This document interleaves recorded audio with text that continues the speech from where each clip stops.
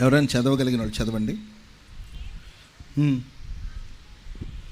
వేదిక మీద ఎవరైనా చదివితే వినపడుతుంది బాగా. అందుకు యేసు,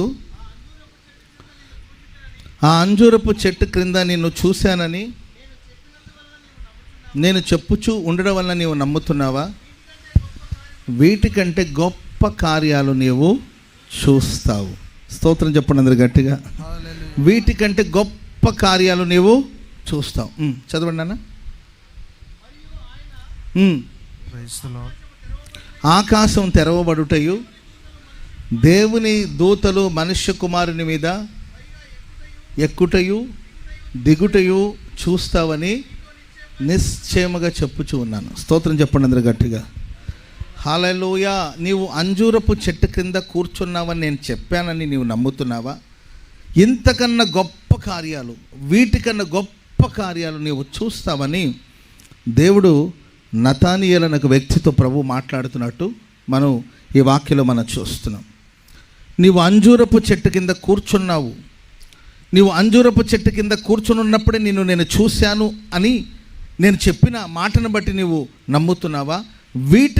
వీటికంటే గొప్ప కార్యాలు నీవు చూస్తావని పరిశుద్ధ లేఖనాలు రాయబడింది. మనం ఆరాధిస్తున్న దేవుడు గొప్ప కార్యాలు చేసే దేవుడు. స్తోత్రం చెప్పండి అందరు గట్టిగా. చెప్పండి గట్టిగా హల్లెలూయా. భూమి మీద ఎక్కడైనాను ఏ జనములోనైనాను చేయబడిన అద్భుతమైన కార్యాలు చేయగల దేవుడు మనం ఆరాధిస్తున్న దేవుడు. నతానియేలుతో దేవుడు అంటాడు, నీవు గొప్ప కార్యాలు చూస్తావు, నీకు నేను గొప్ప కార్యాలు చేస్తాను. ఏంటి ఆ గొప్ప కార్యాలు అంటే, ఆకాశం తెరవబడుట నీవు చూస్తావు. ఆకాశం తెరవబడడం అనేది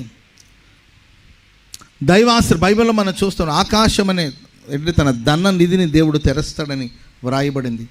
ఆకాశపు వాకిట్ల దేవుడు విప్పి పట్టజాలంత దీవెనలు కుమ్మరిస్తాడు అని వ్రాయబడింది. నతానియేల్, నీకోసం ఆకాశపు వాకిట్లు తెరవబడుతుంది.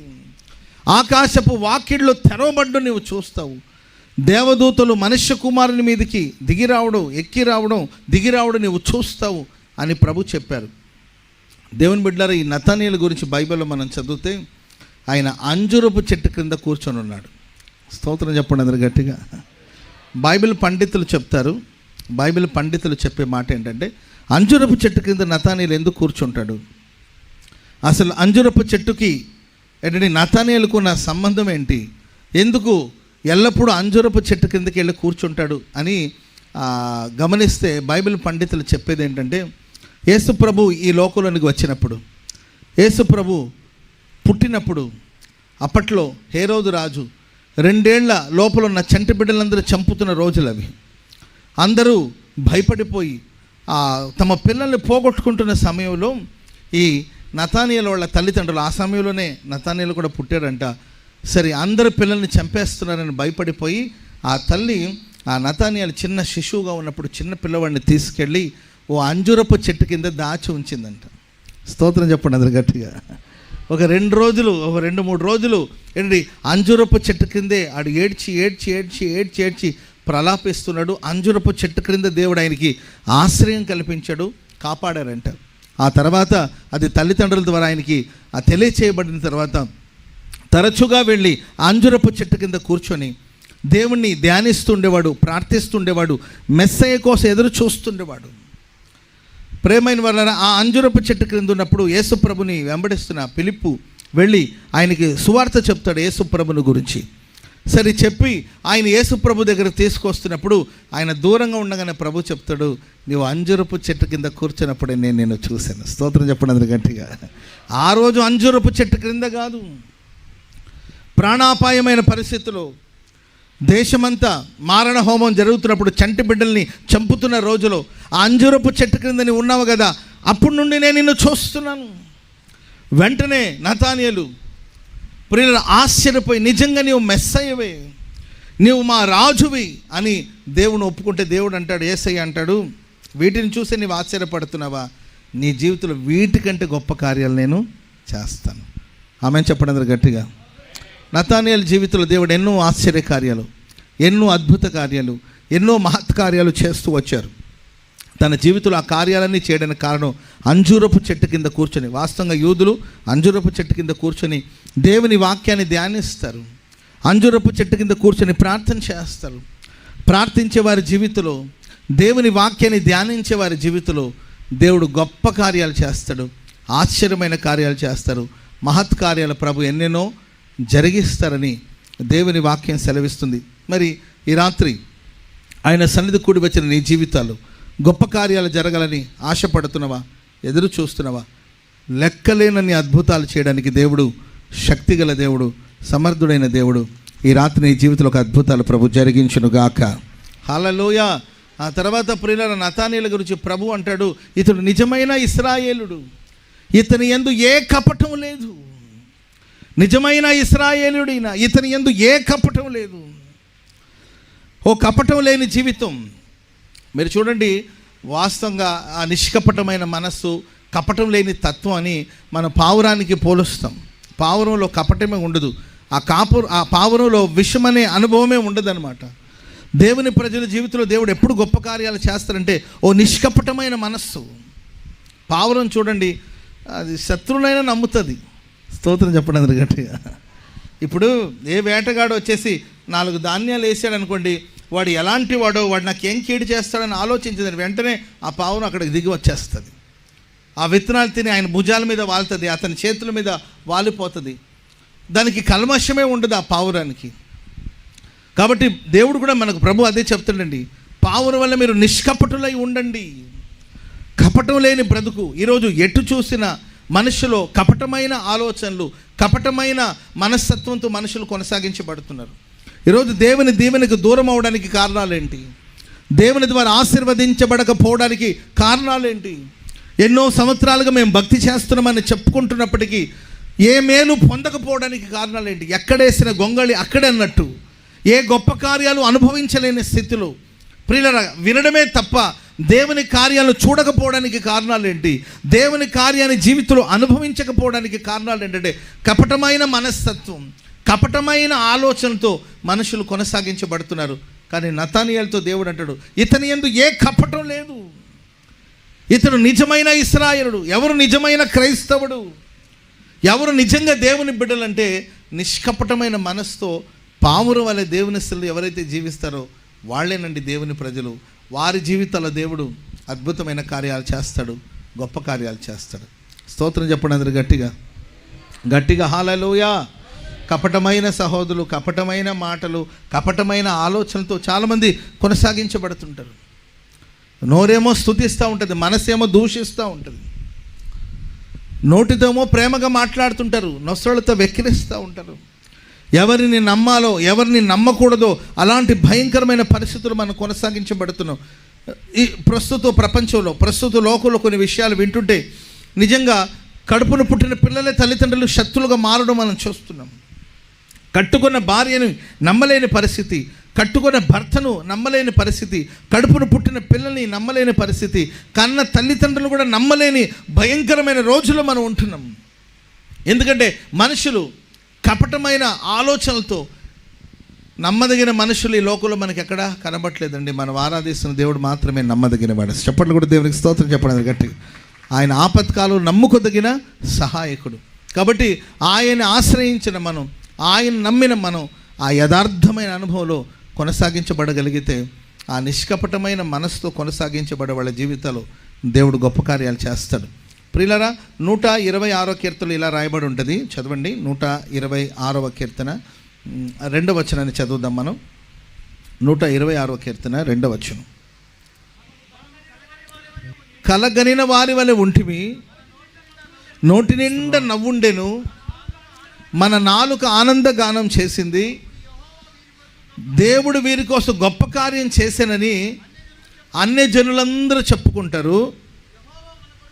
దేవుడు మన కోసం గొప్ప కార్యాలు చేశాడు. స్తోత్రం చెప్పండి అందరు గట్టిగా. హల్లెలూయా. దేవుడు ఎవరి జీవితాలు అయితే గొప్ప కార్యం చేస్తాడో, ఎవరైతే ఆ గొప్ప కార్యాన్ని చూస్తారో, ఎవరైతే గొప్ప కార్యాన్ని అనుభవిస్తారో వాళ్ళ జీవితంలో నోటి నిండా నవ్వు ఉంటుంది. ఈరోజు చాలామంది మనసారా నవ్వే పరిస్థితి కూడా లేదండి.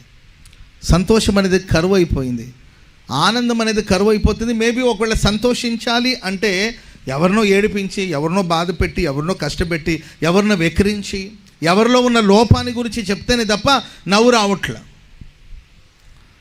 ఎదుటి మనిషిలో ఉన్న లోపాలు దాని గురించి మాట్లాడితే అది జోకులు అనమాట. ఆ జోకులను బట్టి నవ్వుతారే తప్ప దేవుని యందు ఆనందించే అనుభవాలు ఉన్నాయా? నోటి నిండా నవ్వే అనుభవాలు ఉన్నాయా? ఆనంద భరితులుగా బ్రతికే అనుభవాలు ఉన్నాయంటే లోకంలో ఎక్కడ కనబట్టలేదండి. పలు విధమైన రోగాలకి, పలు విధమైన సమస్యలకు మూలం ఏంటంటే మనిషి రోజు సంతోషంగా బ్రతకలేకపోతున్నాడు. తినే తిండిలో సంతోషం లేదు, బ్రతికే బ్రతుకులో సంతోషం లేదు, ఆనందంగా బ్రతకలేకపోతున్నారు. దేవుడు ఒక వ్యక్తి జీవితంలో గొప్ప కార్యాలు చేస్తే, ఎవరైతే దేవుని ద్వారా గొప్ప కార్యాలు చూస్తారో వారి నోటి నిండా నవ్వు ఉంటుంది, వాళ్ళు ఆనంద భరితులై ఉంటారు. వాళ్ళని గురించి లోకం అంటారండి, అన్ని జనులు అంటారు, యెహోవా వీరి కోసం గొప్ప కార్యం చేశాడు. దేవుడు వీళ్ళ జీవితంలో గొప్ప కార్యం చేశారు కనుక వాళ్ళ నోటి నిండా నవ్వు ఉంది. కొన్నిసార్లు ప్రభు మన జీవితంలో చేసిన కార్యాలు మనం కలగనిన వారి వలె ఉంటాం. ఇది కళ నిజమా? దేవుడు చేసే మేలులు, దేవుడు చేసే ఉపకారాలు ఇవన్నీ తలంచినప్పుడు ఇది కళ నిజమా? స్తోత్రం చెప్పండి అందరూ గట్టిగా, చెప్పండి గట్టిగా హల్లెలూయా. నాకు రీసెంట్గా ఈ మధ్యకాలంలో నాకు ఒక సహోదరుడు కలిసి ఓ సాక్ష్యం చెప్పాడు. నేను ఆశ్చర్యపోయిన ఆ కార్యాలకి. తను బిజినెస్ చేస్తూ ఉంటారు. ఆ బిజినెస్లో తనకు ఏదో చిన్న పరిచయం వాళ్ళు ఏదో ఒక ప్రాజెక్ట్ ఇస్తే ఆ వర్క్ చేసి పెట్టాడంటే ఈయన. సరే ఆ వర్క్ ఇచ్చిన వాడు ఏదో పెద్ద స్కామ్లో చిక్కుకుపోయి కోట్ల రూపాయల వ్యాపారం అది, దాంట్లో ఏదో మోసం చేశారని గవర్నమెంట్ దృష్టికి వెళ్ళి అతన్ని అరెస్ట్ చేయడం జరిగింది. ఆయన ఇచ్చిన ఒక చిన్న ప్రాజెక్టు, ఆ ప్రాజెక్ట్ పని ఏమో ఈయన చేశారంట. సో ఇతని అకౌంట్కి కొంత డబ్బులు వచ్చింది. సో దాన్ని బట్టి సంబంధమే లేని ఈ బ్రదర్ను కూడా ఆ సమస్యలు ఈడ్చారనమాట. ఇతనికి ఏం అర్థం కాలేదండి, పెద్ద స్కామ్ అనమాట, కోట్ల రూపాయలకు సంబంధించిన స్కాము. ఆయనతో ఎవరెవరికైతే ఆయన మనీ పంపించారో వాళ్ళందరూ కూడా దాంట్లో లాగడం జరిగింది. సో దాంట్లో ఈ బ్రదర్ తెలియదు, అసలు ఆ వర్క్ ఏంటో కూడా తెలియదు. ఏదో ఒక ప్రాజెక్ట్ ఇచ్చారు, ఆ ప్రాజెక్ట్ వరకు మాత్రమే చేశారు.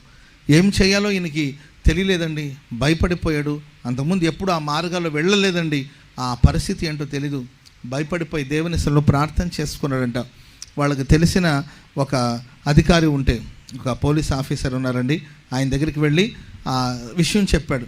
ఇలా నన్ను వేధిస్తున్నారు, ఇట్లా నాకు సంబంధమే లేదు కానీ నన్ను కూడా దీనిలో ఏడుస్తున్నారని అడిగినప్పుడు, సరే నేను చెప్తానని ఆ అధికారి పోలీస్ ఆఫీసర్ చెప్పారంట. సరే నేను చూస్తానులే, భయపడొద్దు అని చెప్పడం జరిగింది. సరే ఇతన్ని పిలిచి ఇతన్ని విచారించారు కూడా. ఈయన ఎంత చెప్పినా వాళ్ళు అర్థం చేసుకోలేకపోతున్నారండి. ఈయన ఎంత వివరించి చెప్పినా లేదు, నీవు కూడా దీంట్లో ఇన్వాల్వ్ అయి ఉన్నావు, సో నీకు కూడా శిక్ష పడుతుంది అని చెప్పడం జరిగింది. చాలామందిని అట్లా దాంట్లో ఇన్వాల్వ్ అయిన వాళ్ళందరూ కూడా తీసుకెళ్ళి లోపల పడేశారండి. ఇతని పరిస్థితి ఏమవుతుందో కూడా తెలీదు. సరే ఆ అధికారి చెప్పినప్పుడు కూడా స్పందించట్లేదంట. అప్పుడు వచ్చి కన్నీళ్లతో ప్రభు సన్నిధిలో ప్రార్థన చేసుకున్నాడు. ప్రభువా, నా జీవితంలో ఒక గొప్ప కార్యం చేసి, నాకు సంబంధం లేదు, సరే నేను ఒకవేళ తప్పు చేస్తుంటే నాకు శిక్ష వస్తే పర్వాలేదు, నేను తప్పే నాకు దీని గురించిన వివరాలు కూడా తెలీదు, నాకు వాళ్ళు ఏదో ఒక ప్రాజెక్ట్ ఇస్తే ఆ పని నేను చేసి పెట్టాను, దానికి కావాల్సిన డబ్బు నాకు పంపించారు, సో బ్యాంక్ త్రూ వాళ్ళ దగ్గర నుండి నాకు డబ్బు వచ్చింది కాబట్టి నన్ను దీంట్లో ఇన్వాల్వ్ చేస్తున్నారని ఆ సహోదరుడు కన్నీళ్లతో ప్రభు సన్నిధిలో ప్రార్థన చేసుకున్నారంట. సరే ఈ పోలీస్ ఆఫీసర్ చెప్పినా కూడా అక్కడ ఆ పై అధికారులు ఎవరు కూడా పట్టించుకోవట్లేదంట. కన్నీళ్లు విడిచి ప్రార్థన చేశారంటండి. ప్రియులు, ఒక 2 days గడిచిన తర్వాత అతనికి ఒక న్యూస్ తెలిసింది. ఏంటని వెళ్ళి చూస్తే ఆ పనులైతే ఎవరైతే చూస్తున్నారో ఆ పనులన్నిటి మీద ఏ ఆఫీసర్ అయితే ఇతనికి సహాయం చేస్తానన్నాడో అతడు పై అధికారిగా నిర్ణయించబడ్డాడంట. చెప్పండి కూడా అందరు గట్టిగా హల్లెలూయా. అతనికి ప్రమోషన్ వచ్చి ఏంటండి వెంటనే ఆయన ఆ పోస్ట్కి వెళ్ళడం జరిగిందంట. ఆయన డ్యూటీ ఎక్కిన వెంటనే ఈ బాబు యొక్క సమస్యని క్లియర్ చేశాడంటండి. ఆయనకు ఆ రోజు ఆ సమస్య నుండి విడుదల కలిగిందని. ప్రియులారా, మనం ఆరాధించే దేవుడు మన కోసం గొప్ప కార్యాలు చేసే దేవుడు. స్తోత్రం చెప్పండి అందరు గట్టిగా. నోటి నిండా మనకు నవ్వును కలుగు చేసే దేవుడు. ఈ ప్రశస్త రాత్రి ఇక్కడ కూడి వచ్చిన మీ జీవితంలో ఏ బంధకాలు మీరు పడి ఉన్నారు, ఏ చెరలో మీరు పడి ఉన్నారు, ఏ సమస్యల మధ్యలో మీరు సతమతం అవుతున్నారు, ఆ చెరలో నుండి దేవుడు మిమ్మల్ని విడిపిస్తాడు. ఆయన మనల్ని విడిపించినప్పుడు ఆ బ్రదర్ అన్నాడు, నాకు అది కళ నిజమా, ఇది కళ లేకపోతే నిజమా అని ఆశ్చర్యపోయేటట్లు మన జీవితంలో ప్రభు గొప్ప కార్యాలు చేసి నోటి నిండా నవ్వును కలుగు చేసే దేవుడు మనం ఆరాధిస్తున్న దేవుడు. కనుక ఈ రాత్రి ఓ నిష్కపటమైన మనస్సుతో యథార్థమైన హృదయంతో ప్రార్థించేవాడుగాను, దేవుని వాక్యాన్ని ధ్యానించేవాడుగాను, ఓ నిజ క్రైస్తవుడిగా నీవు జీవిస్తున్నప్పుడు ఆ దేవుడు నీ జీవితంలో గొప్ప కార్యాలు చేస్తారు. మరియమ్మ కూడా అదే చెప్తారండి, యెహోవా సర్వశక్తి గల దేవుడు నాకు గొప్ప కార్యం చేశాడు, ఇది మొదలుకొని అన్ని తరములు వారు నన్ను ధన్యురాలని పిలుస్తారని వాక్యంలో రాయబడింది. కాబట్టి ఎక్కడో ప్రియ కొండసీమలో నివసిస్తున్న, ఓ సాధారణమైన స్థితిలో నివసిస్తున్న మరియమ్మ జీవితాన్ని దేవుడు కటాక్షించాడు. సర్వశక్తి గల దేవుడు ఆమె జీవితంలో ప్రవేశించాడు. సర్వశక్తి కలిగిన దేవుని యొక్క కనికరం, దయ ఆమె మీదకి దిగి వచ్చిందండి. స్త్రీలందరిలో, ప్రపంచంలో ఎందరో ఉన్నారండి, ఎందరో స్త్రీలు ఉన్నారు. కానీ అవ్వమ్మ ఉందండి, శారమ్మ ఉంది, చాలామంది ఉన్నారు పరిశుద్ధ గ్రంథంలో. ఎందరో గొప్ప పరిశుద్ధులు ఉండి ఉండొచ్చు, కానీ వాళ్ళందరిలో ధన్యురాలైన స్త్రీలందరిలో ధన్యురాలైన వ్యక్తి ఎవరైనా ఉన్నారు అంటే అది మరియమ్మ గారు. ఎందుకంటే ఆమె జీవితంలో దేవుడు గొప్ప కార్యాలు చేసినట్లుగా లేఖనాల్లో మనం చూస్తున్నాం. కాబట్టి ఈ రాత్రి నీవు ఏ స్థితిలో ఉన్నా, ఏ పరిస్థితుల్లో కొనసాగించబడుతున్నా, ఆనాడు నతానియేలు జీవితంలో దేవుడు గొప్ప కార్యాలు చేసి నువ్వు ఇంతకన్నా గొప్ప కార్యాలు చూస్తావని చెప్పిన దేవుడు ఈ రాత్రి ఈ ఆవరణలో కూడి వచ్చిన మనందరి జీవితంలో గొప్ప కార్యాలు చేయునుగాక. చప్పట్లు కూడా దేవునికి స్తోత్రం చెప్పండి గట్టిగా, గట్టిగా హల్లెలూయా, హల్లెలూయా. సరే, ఇంకొక మాట కూడా చదువుదాం. యోహాను సువార్త 11:40. యోహాను సువార్త 11:40 వాక్యాన్ని మనం చదువుదాం. అందుకు యేసు, నీవు నమ్మిన యెడల దేవుని మహిమను చూస్తావు. ఒకటి, గొప్ప కార్యాలను చూసేటట్లుగా ప్రభు చేస్తాడు. గొప్ప కార్యాలు మన జీవితంలో దేవుడు జరిగిస్తాడు. ఆ గొప్ప కార్యాలు మనం చూసేటట్లుగా ప్రభు చేస్తాడు. రెండవదిగా ఇక్కడ మార్తాతో దేవుడు చెప్తున్న మాట ఏంటంటే, నీవు నమ్మిన యెడల దేవుని మహిమను చూస్తావు. స్తోత్రం చెప్పండి అందరు గట్టిగా, చేతులెత్తి బిగ్గరగా హల్లెలూయా. నమ్మాలి. నమ్మకమే క్రైస్తవ జీవితం. నమ్మకమే క్రైస్తవ జీవితం. నీవు నమ్మిన యెడల దేవుని మహిమను చూస్తావు అని ప్రభు చెప్పారు. యేసు ప్రభు బేతనీకి తరచుగా వచ్చేవాళ్ళు. వచ్చినప్పుడంతా ఆ ఇంట్లో మార్తా, మరియా, లాజరు ముగ్గురు మనుషుల గురించి మనం చూస్తాం. ఆ ఇంటికి తరచుగా ప్రభు వచ్చేవాళ్ళు. ప్రియులారా, ఆయా సందర్భంలో మన లైఫ్లో ఆలస్యం జరగవచ్చు. ఆలస్యం అనేది అలక్ష్యం కాదండి, ఆలస్యం అనేది ఆశ్చర్యకార్యాలు జరిగిస్తుంది. ఆమెను చెప్పండి అందరు గట్టిగా. ఆ ఇంట్లో లాజరు చనిపోయాడు. వార్త ప్రభుకి ఆల్రెడీ తెలిసిందండి. ఆయన బాగలేనప్పుడే విషయం తెలియచేశారు. ప్రభు రావడం ఆలస్యమైంది, తడువు చేశాడు, ఆలస్యం చేశాడు. మనిషి చనిపోయాడండి, పాతి పెట్టారు. 4 రోజులు గడిచిపోయి అప్పటికి యేసు ప్రభు 4 రోజుల తర్వాత అక్కడికి రావడం జరుగుతుంది. దేవుని ప్రేమైన వాళ్ళరా, మార్త అంటది, ప్రభువా నీవు ఇక్కడ ఉండుంటే ఇలా జరుగుండేది కాదు, నీవు ఇక్కడ ఉంటే నా తమ్ముడు చనిపోయిండేవాడు కాదు. యేసు ప్రభు అంటాడు, నీవు నమ్మినడల దేవుని మహిమను చూస్తావు. హల్లెలూయా. అప్పటికే చనిపోయి 4 రోజులు అయిపోయి ప్రేత వస్త్రాలతో చుట్టి సమాధిలో ఉంచడం జరిగిందండి. యేసు ప్రభు ఆ సమాధిని సమీపించి రాయిని దొర్లించమని, పొర్లుతో తొలగించమని చెప్పి రాయిని పక్కకు దొర్లించి ఆ సమాధిని సమీపించి లాజరు అని పేరు పెట్టి పిలవగానే చనిపోయిన లాజరు సజీవుడుగా బయటకు వచ్చాడు. స్తోత్రం చెప్పండి అందరు గట్టిగా. మనం ఆరాధిస్తున్న దేవుడు మరణాన్ని నిరర్ధకం చేసే దేవుడు, జీవాన్ని అక్షయతను వెలుగులోనికి తెచ్చే దేవుడు. ప్రేమైన వాళ్ళరా, నమ్మాలి. నమ్మినప్పుడు దేవుని కార్యాలు మనం చూస్తాం. కాబట్టి జీవితంలో మనం ఎన్నో శ్రేష్టమైన మాటలు వింటున్నాం, ఎన్నో శ్రేష్టమైన వర్తమానాలు వింటున్నాం, కానీ పరిపూర్ణంగా దేవునికి అప్పగించుకుంటున్నామా? దేవుని నమ్మగలుగుతున్నామా? నమ్మితే మనం ఖచ్చితంగా దేవుని కార్యాలు చూస్తాం. గుంటూరులో నాకు ఒక కుటుంబం తెలుసండి. నేను చాలాసార్లు తరచుగా ఈ సాక్ష్యాన్ని చెప్పాను.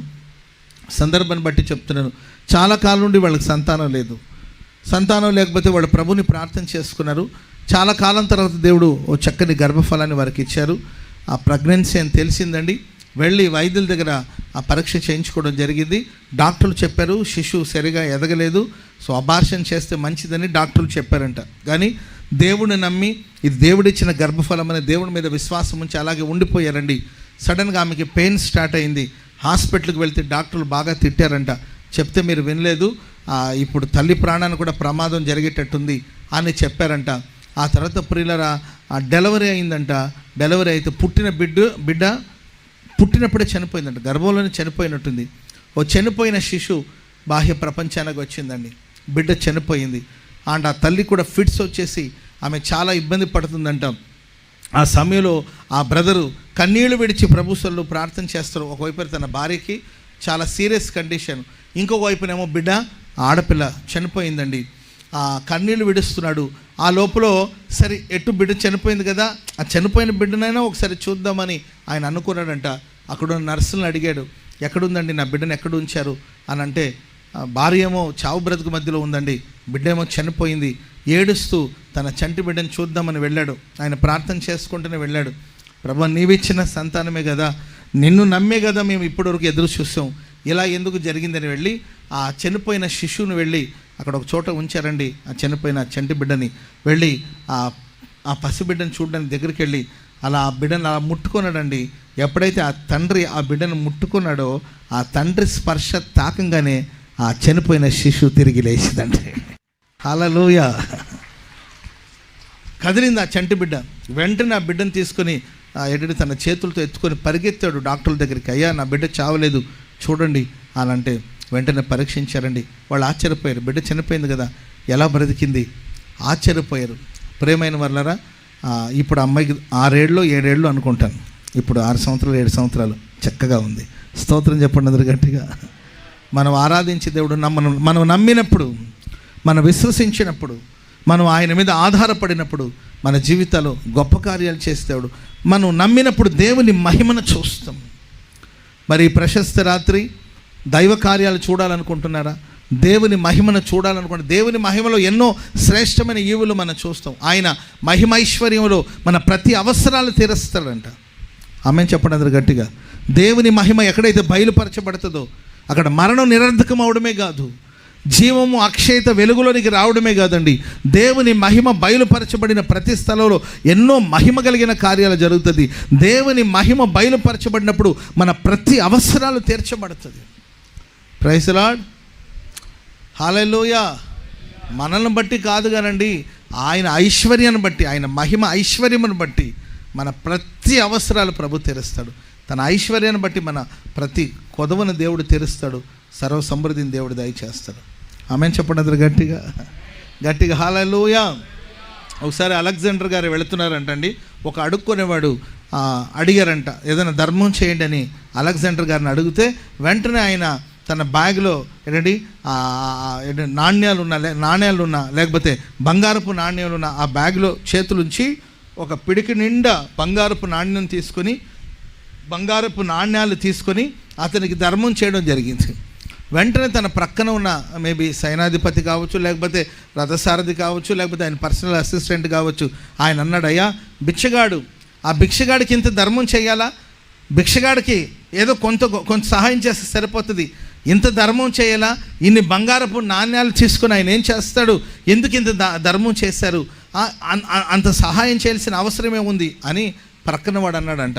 అప్పుడు ఆయన అన్నాడంట, తీసుకునే యోగ్యత ఆయనకు ఒకవేళ లేకపోవచ్చేమో కానీ నేను అలెగ్జాండర్ని, నేను ఐశ్వర్యవంతుడిని, నా ఐశ్వర్యాన్ని బట్టి నేను ఎదుటి మనిషికి సహాయం చేస్తాను. చెప్పండి కూడా మొదటి గట్టిగా. ఆయన భిక్షగాడు కావచ్చేమో కానీ నేను బిచ్చగాడిని కాదు కదా, నా ఐశ్వర్యాన్ని బట్టి నేను అతనికి సహాయం చేశాను.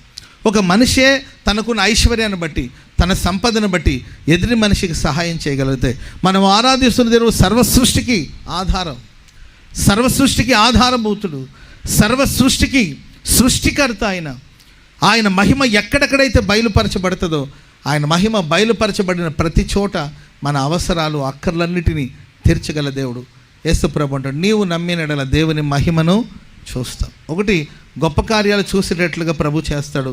రెండవదిగా తన మహిమను చూసేటట్లుగా ప్రభు సహాయం చేస్తాడు. ఈ రాత్రి తప్పక మీరందరూ దేవుని మహిమను చూతురుగాక, దేవుని మహిమను చూచుదురుగాక, దైవ కార్యాలు చూచుదురుగాక, మీ ప్రతి అవసరాలు మహిమైశ్వలో తీర్చబడునుగాక. నా దేవుడు మన జీవితాల్లో మన బ్రతుకుల మరణాన్ని తొలగించి జీవాన్ని అక్షయతను ప్రసాదించునుగాక. యోవేలు ప్రవచన గ్రంథంలో ఒక మాట ఉంటుంది, 2వ అధ్యాయం 28వ వచనం చదవండి. యోవేలు గ్రంథం 2వ అధ్యాయము 28వ వచనం చదువుదామా?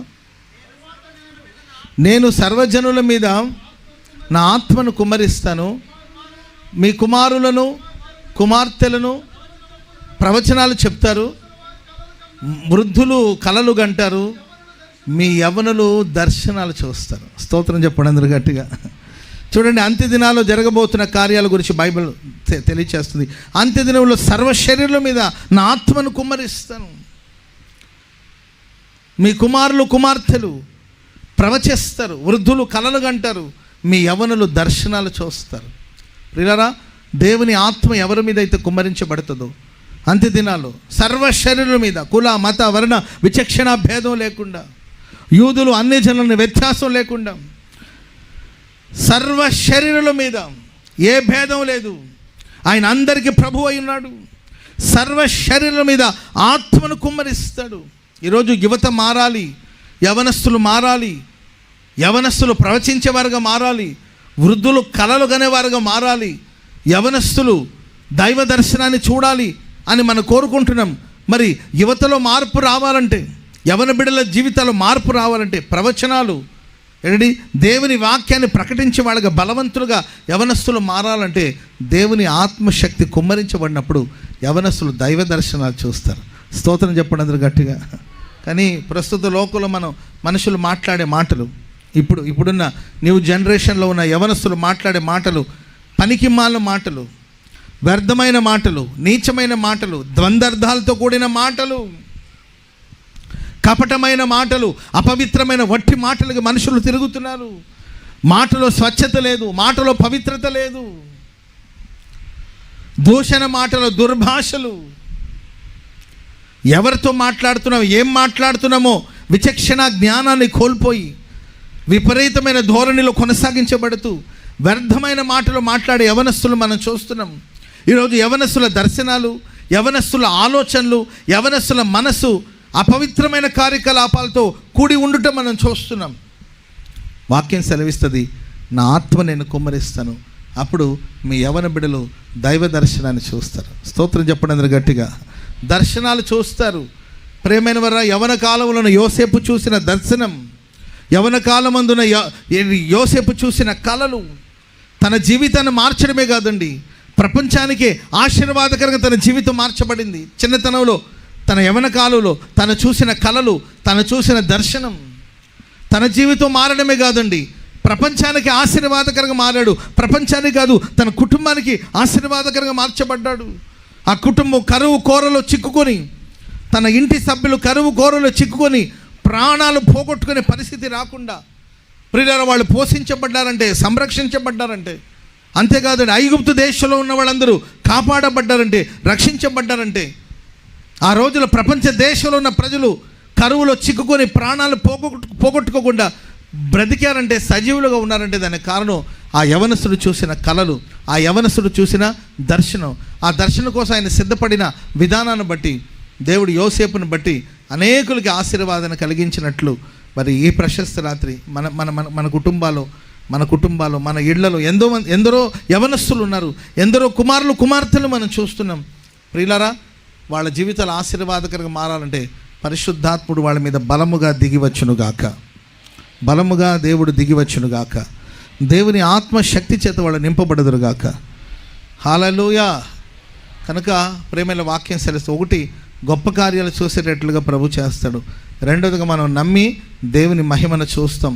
మూడవదిగా దేవుని బిడ్డలారా, మనం దేవుని ఆత్మను పొందుకొని, పరిశుద్ధాత్మ శక్తిని పొందుకొని దైవ దర్శనం చూసేటట్లు మన కన్నులలో దేవుని యొక్క దివ్య స్వరూపం ప్రదర్శింపబడునుగాక. హల్లెలూయా. చివరి మాట చెప్పి నేను ముగిస్తాను. యోహాను పత్రిక 3వ అధ్యాయము 2వ వచనాన్ని మనం చూస్తున్నాం. చదవండి. యోహాను మొదటి పత్రిక 3వ అధ్యాయం 2వ వాక్యాన్ని చదువుదాం. ప్రియులారా, ఇప్పుడు మనం దేవుని పిల్లలమై ఉన్నాము. ఇక మనం ఏమవుతామో ఇంకా ప్రత్యక్షం కాలేదు. ఆయన ప్రత్యక్షమైనప్పుడు ఆయన ఉన్నట్టుగానే మనం ఆయన చూస్తాం. స్తోత్రం చెప్పండి అందరూ గట్టిగా. త్వరగా మేఘాల మీద ప్రభు రాబోతున్నాడు. పక్కన వాళ్ళని చూసి చెప్పండి, యేసయ్య త్వరగా వచ్చుచున్నాడని చెప్పండి. చెప్పాలి. హల్లెలూయా. ఉన్నారా అందరూ? పక్కన వాళ్ళకి చెప్పండి, యేసయ్య త్వరగా వచ్చుచున్నాడని చెప్పండి. యేసయ్య త్వరగా వచ్చుచున్నాడని చెప్పండి. కొంతమంది ఆలస్యం అంటున్నారు, కొంతమంది అపహాస్యం చేస్తున్నారు. కొంతమందికి రాకడ గురించి చెప్తే అపహాస్యం, ప్రభు వచ్చుచున్నాడని చెప్తే కొంతమందికి అపహాస్యం. ప్రభు అంటే వీళ్ళు ఇదే క్రైస్తవులు ఎప్పటి నుండో ఇదే చెప్తున్నారు. ఆయన వచ్చింది లేదు, వీడు సచ్చింది లేదు అంటూ ఉంటారు. అపహాస్యం.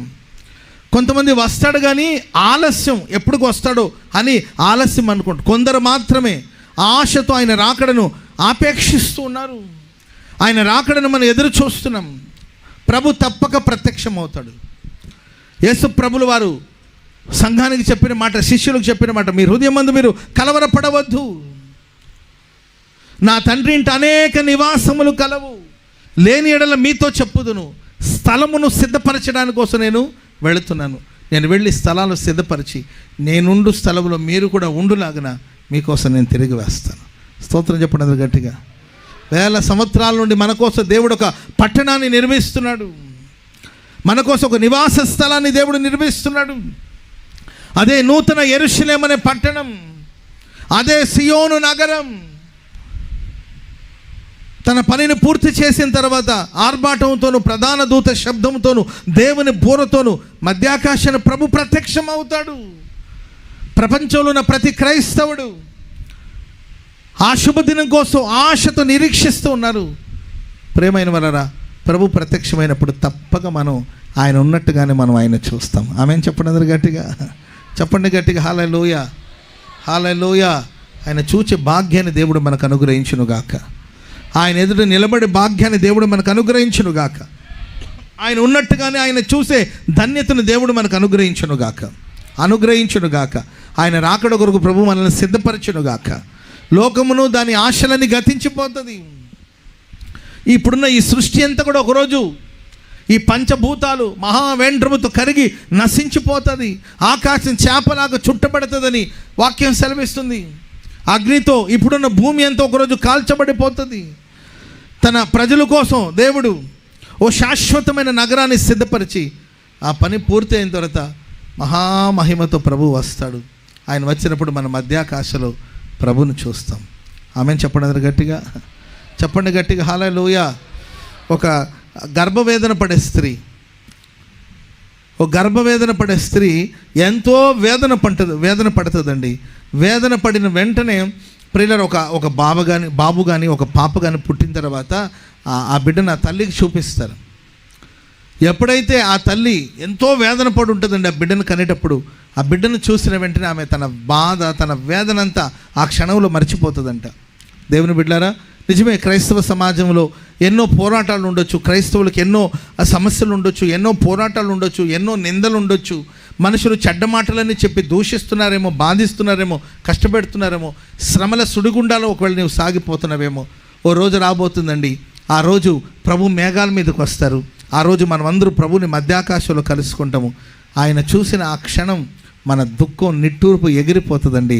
హృదయానందం చేత మనం నింపబడతాం. చప్పట్లు కొడదాం అందరూ గట్టిగా, గట్టిగా. హల్లెలూయా, గట్టిగా హల్లెలూయా.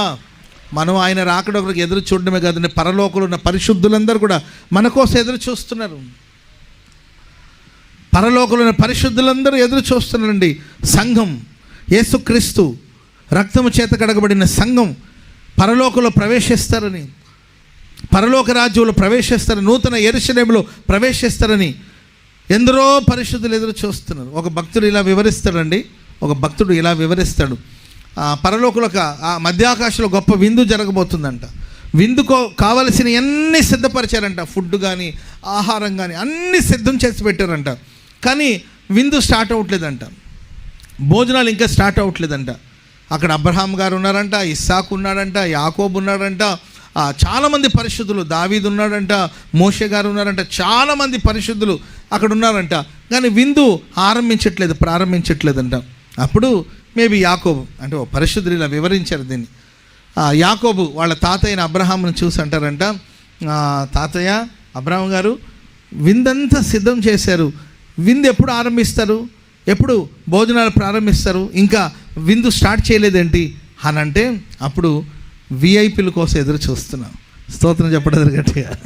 విఐపీల కోసం ఎదురు చూస్తుంటే, అయ్యా బైబిల్లో ఉన్న విఐపీ ఇంకెవరన్నా, నీకు మించిన విఐపీ ఎవరైనా ఉన్నారా? నీవు, ఆ తర్వాత నాన్న ఇస్సాకు, ఆ తర్వాత నేను, ఆ తర్వాత ఇంకా 12 గోత్రపు వాళ్ళు, ఇంకా చెప్పాలంటే ఆ తర్వాత మోషే, దావీదు, మనమే కదా ఆ విఐపీలు. చరిత్రలో భూమి మీద గొప్పగా బ్రతికింది మనమే కదా. మరి మనకన్నా గొప్పవాళ్ళు ఇంకెవరైనా ఉన్నారంటే, ఉన్నారు బాబు, ఉన్నారు. ఎవరు తెలుసా? సంఘం. స్తోత్రం చెప్పండి అందరు గట్టిగా. యేసు రక్తం చేత కడగబడిన సంఘం కొరకు ఆకాశంలో ఎటువంటి పరలోకంలో నివసిస్తున్న పరిశుద్ధులందరూ కూడా ఎదురు చూస్తున్నారు. కాబట్టి మన విలువేంటో మనం తెలుసుకోవాలండి. మన కోసం యేసుక్రీస్తు తన పవిత్రమైన రక్తాన్ని చిందించారు.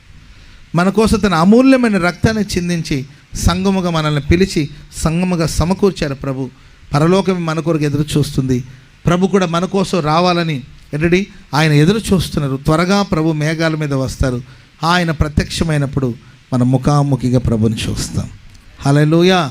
ఈ నిరీక్షణ ఎవరికైతే ఉంటుందో వాళ్ళు ఎన్నటికీ సిగ్గునందరు. ఆ దినం కొరకు మనం సిద్ధపడాలి. వాక్యం సెలవిస్తుంది, ఆయన ప్రత్యక్షమైనప్పుడు ఆయన ఉన్నట్లుగానే మనం ఆయన చూస్తాం. ఒకటి, గొప్ప కార్యాలు చూస్తాం. రెండవదిగా ఆయన మహిమను చూస్తాం. మూడవదిగా యవనస్తులైన వాళ్ళు దర్శనం చూస్తారు. నాలుగవదిగా మన ప్రభుని చూడబోతున్నాం. ఈ మాటలు దేవుడు మన వినికిడిలో స్థిరపరిచి ఆశీర్వదించుగాక. హల్లెలూయా. దయచేసి అందరూ అలాగే లేచి నిలబడండి. ఒక చిన్న ప్రార్థన చేసుకోబోతున్నాం. దయచేసి అందరూ అలాగే లేచి నిలబడండి. ఒక చిన్న ప్రార్థన చేసుకుందాం. నతానియేలు గొప్ప కార్యాలు చూశారు. మార్తా మరియా దేవుని యొక్క మహిమను చూసే భాగ్యాన్ని దేవుడిచ్చారు.